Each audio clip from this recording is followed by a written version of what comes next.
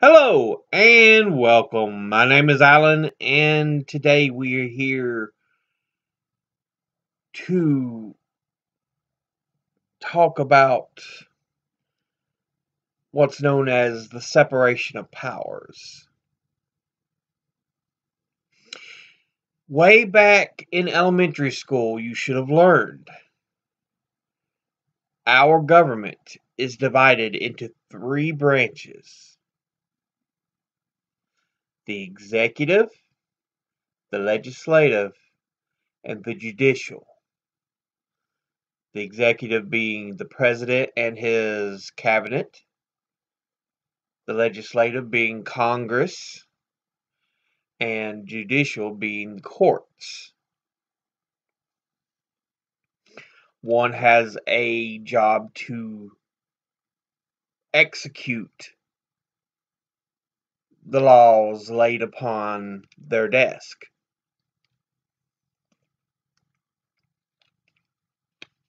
Thus, the executive. Over time, they've developed the ability to perform executive actions. Nothing with serious teeth, but executive actions nonetheless. Laws that they felt need to be set for this country, but again, without serious teeth, without serious power behind them.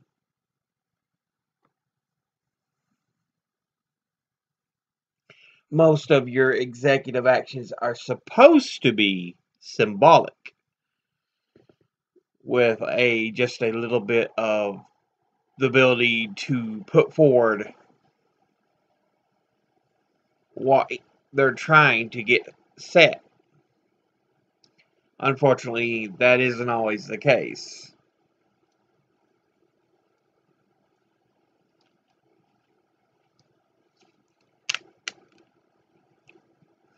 But the president's there as a figurehead.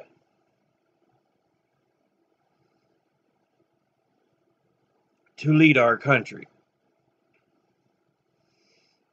Though he's not meant ever to have full, unbridled power. The founding fathers did not want another king.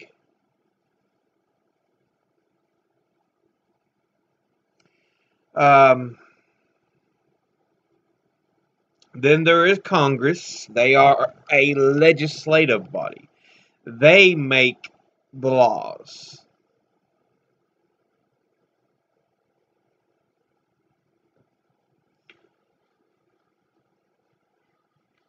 They are the ones who write the laws that actually determine the future of our country.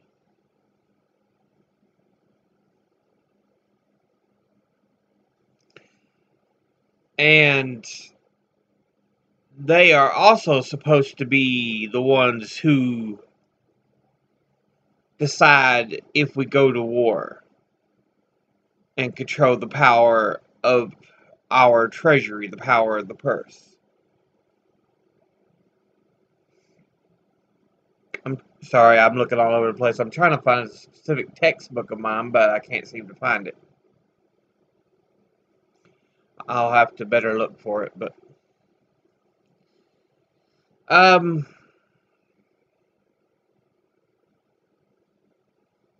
and finally, the last branch is the courts, the judicial. Their decision is to decide if those laws that are passed are just and do not violate a person's rights or freedoms or the Constitution.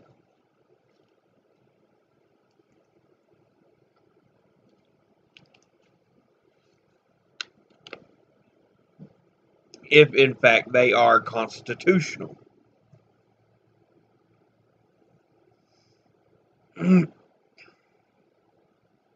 unfortunately, we've came to a point now where we're more about um,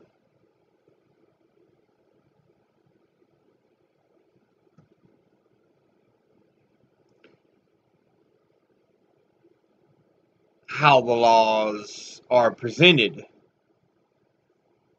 as in the case with the Colorado baker and a homosexual couple who wanted a wedding cake.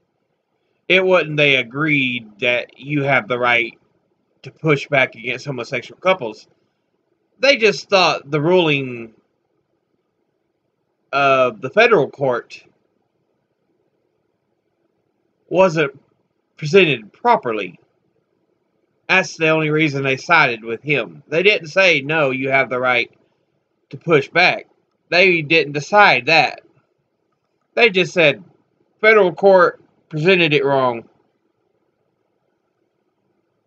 Thus, they had no willingness to actually deal with case after case that we need.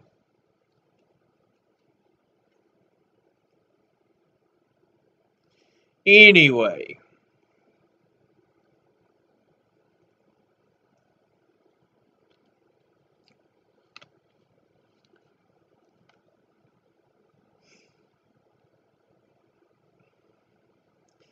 separation of powers is a major portion of our own history.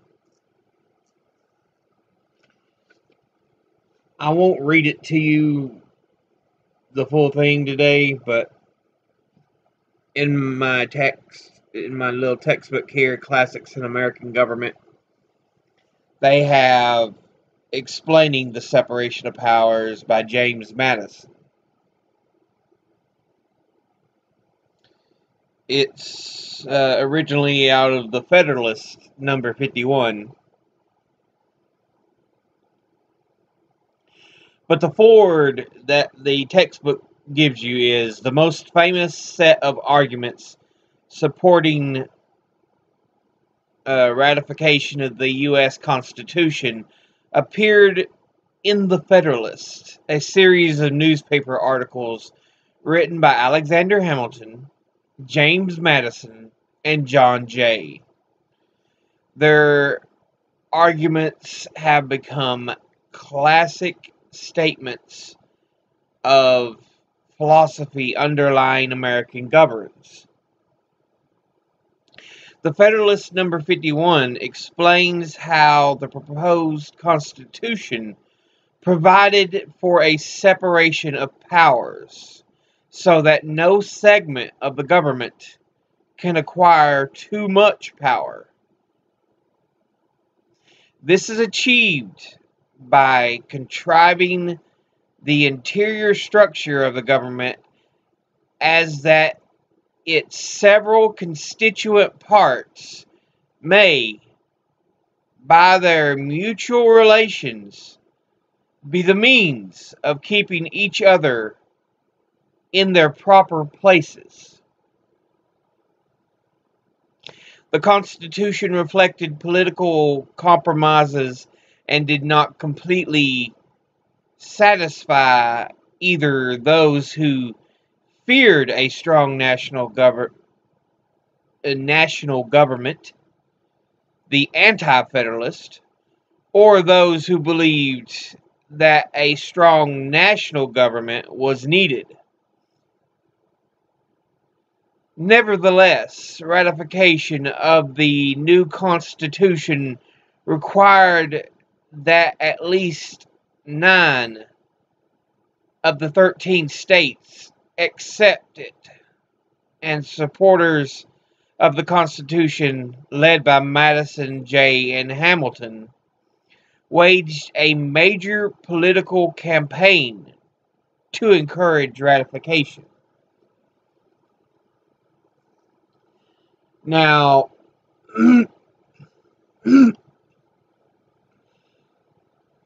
they did not want any one portion of the government to have too much power,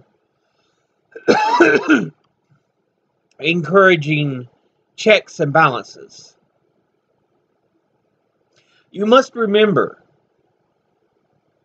for the previous almost a decade before the Constitution went into effect, we were living off the Articles of Confederation.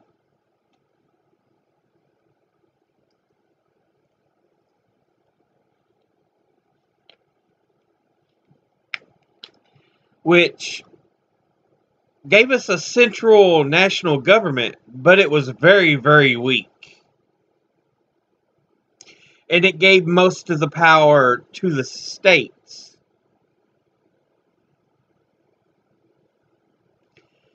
And we began to see issues. Because after the Revolutionary War ended, we had trouble collecting the taxes to help pay for our soldiers, to help pay for, things the country needed. Because it had very little power to enforce what our country needed. And so we struggled. There was no uniform set of money. We all each state had its own money, essentially. So there was a severe issue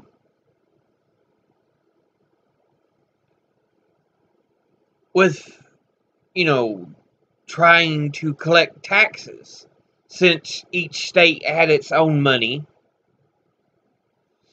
No guaranteed equal value in it.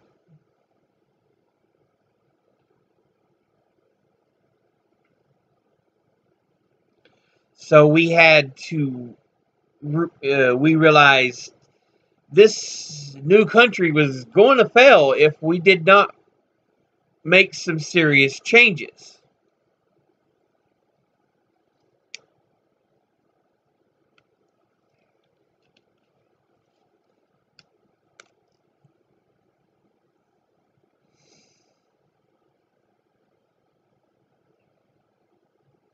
So,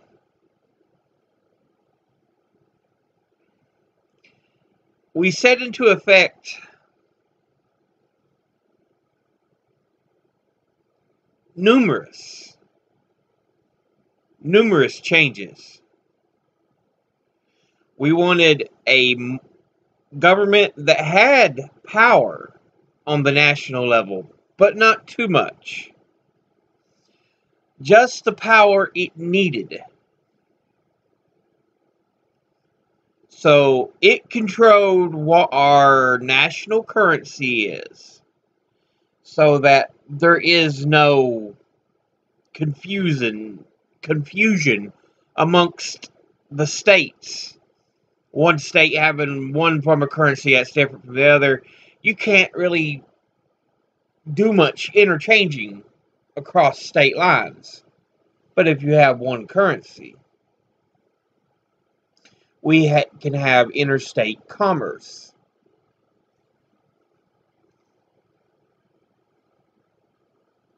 Now, even worldwide, we understand the exchange rates and everything. But back then, it was a little more delicate. It's not that they didn't understand what an exchange rate was back then, but there were other problems they had to deal with.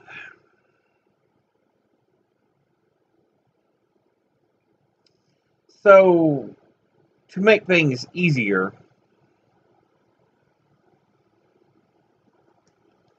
they developed a single currency that would govern the U.S.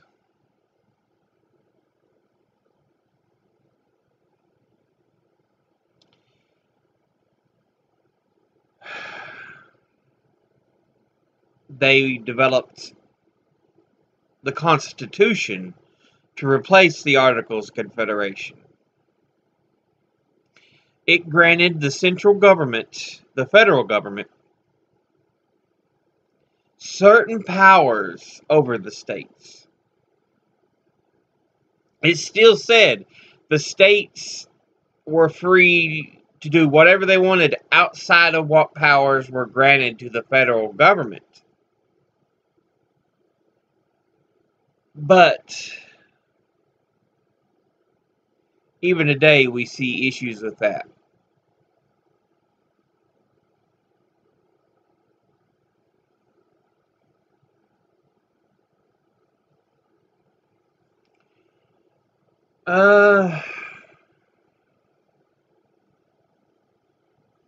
But yeah, I just wanted to start discussions on this Constitution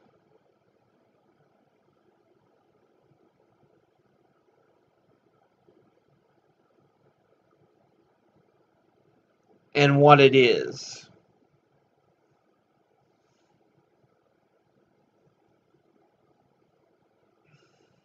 And I guess one of the big things we need to talk about was a separation of powers. Um, we did not want a king. We did not want an emperor. Even though some did, some people went to Washington and said, supposedly asked Washington to become king. And he's like, no, that is not, what I want to do. I don't know how true that saying is, but regardless, uh, our government decided to form a new one out of what was a failing national document, the Articles of Confederation. But yeah, what I want to do is I want to talk about the beginnings here. And this is just kind of a preview. We will get in a little more depth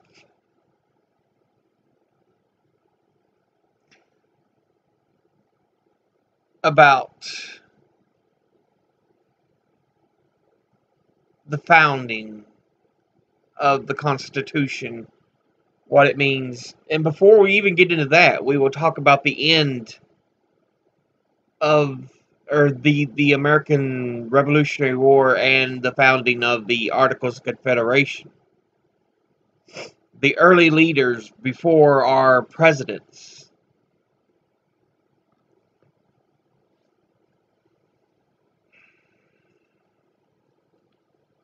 I feel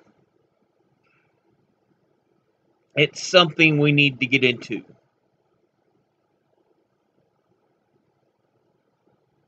But anyway, I just wanted to give you all a preview of what's coming up.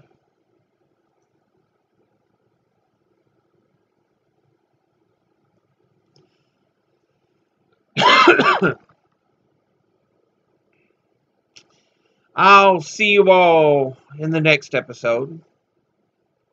Until then, later.